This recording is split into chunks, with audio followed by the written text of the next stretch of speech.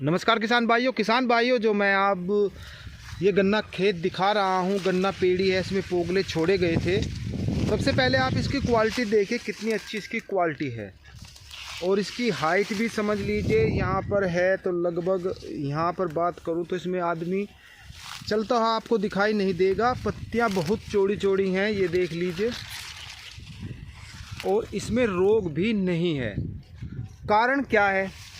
कारण ये है कि मैंने आपको बताया था 20 मार्च से 30 मार्च के बीच में जो सुंडियाँ आती हैं, अटैक होता है, तो इसमें दो तरफा काम मैंने किया था। एक तो मैंने फिप्रोलिन और प्लस इमिडाक्लोप्रिड दानेदार जड़ों में दी थी, और इसके अलावा इसमें जो स्प्रे हुई है, स्प्रे इसमें प्रोफेनोफोस की हुई थी। तो दो तरफा इसमें काम हुआ उसी दौरान, क्योंकि मेरा मानना है कि जब तितली आ जाती है तभी हमें स्प्रे की भरमार करनी चाहिए, तो फिर उसमें सुंडियाँ नहीं लगती। आप इस गन्ना खेत को देख भी रहे हो, कितना हरा भरा खेत है और काफ़ी इसकी हाइट है, हरापन भी है, चौड़ी पत्तियां हैं, और इसमें किसी प्रकार का फ़िलहाल की तारीख में तो कोई रोग इसमें नहीं है। और मैं ये बता रहा हूँ कि जैसे प्रोफेनोफोस मैंने बताई है, अगर किसी कारण से किसी तितली ने अंडे रख भी दिए हैं तो अंडे मारने के लिए वो सबसे अच्छी दवाई होती है।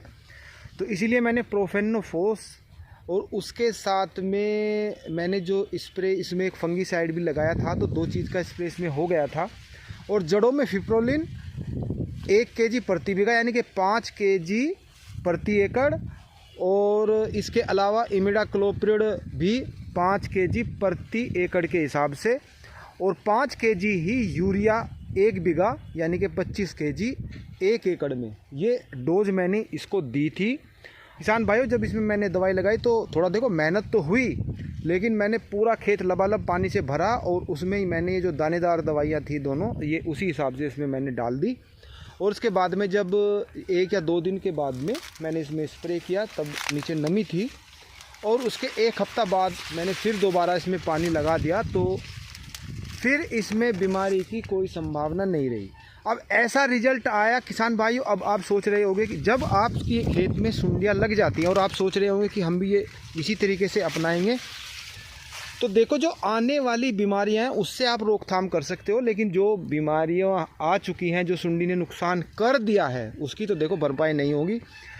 लेकिन फ़िलहाल स्थिति यह है कि जो ये सुंडी पहली पीढ़ी आती है, इसमें किसान भाइयों के जो पेड़ी होती है, इसमें ज़्यादा नुकसान नहीं होता। कारण उसका यह है कि नीचे से फुटाव हो जाता है, और फुटाव होने के बाद में फिर से नए पोगले बन जाते हैं, तो उसमें ज़्यादा नुकसान नहीं होता। अब जो इससे आगे जब गन्ना की हाइट 2 फुट या 3 फुट या 5 फुट हो जाती है, और उसके बाद में जो इसकी अगली पीढ़ी आती है सुंडी की, वो नुकसान करती है। फिर गन्ना जो है ऊपर से बढ़वार रुक जाती है, नीचे से फुटाव फिर नहीं हो पाता, तो वो नुकसान ज़्यादा होता है। अब किसान भाइयों, जो पहली पीढ़ी है उससे जो फ़िलहाल नुकसान हो गया, देखो वो तो हो ही गया, लेकिन उसकी भरपाई हो जाएगी। ऐसी डरने वाली बात नहीं है, उसकी भरपाई हो जाएगी। लेकिन जो आगे की पीढ़ी आती है सुंडी की, उससे देखो पहले ही आपको रोकथाम करनी है, उससे ज़रूर बचना है, वरना भारी मात्रा में नुकसान हो जाएगा। मैंने इसमें एडवांस ही सामान लगाया है, जो मैंने बताया है, दवाइयाँ लगाई है, तो उसी का नतीजा है कि देखो ये क्या शानदार पोगले खड़े हैं, आपको दिखाई दे रहा होगा। तो ऐसी जानकारी मैं आपको समय समय पर देता रहूँगा, और जब अगली पीढ़ी आएगी सुंडी लगने की, उसी टाइम मैं आपको एक वीडियो बनाऊंगा, और आपको उसी टाइम उसमें काम करना है। टेक्निकली बताऊंगा कि फ़िलहाल कौन सा काम करेगा। समय के साथ साथ अलग अलग टेक्निकल काम करते हैं। पानी की मात्रा कितनी होनी चाहिए, ये सबसे ज़्यादा ज़रूरी है। किस टाइम होनी चाहिए, ये सबसे ज़्यादा ज़रूरी है। और तापमान क्या चल रहा है, तभी आप 100% रिजल्ट ले पाओगे, वरना तो किसान भाई कहते हैं कि हमने दवाइयाँ लगाई लेकिन रिजल्ट नहीं आया, तो ये सब कारण उसके बन जाते हैं। किसान भाइयों, हमारे चैनल को सब्सक्राइब करें, वीडियो को किसान भाइयों में शेयर भी करें। फिर मिलते हैं, तब तक के लिए सभी किसान भाइयों को नमस्कार।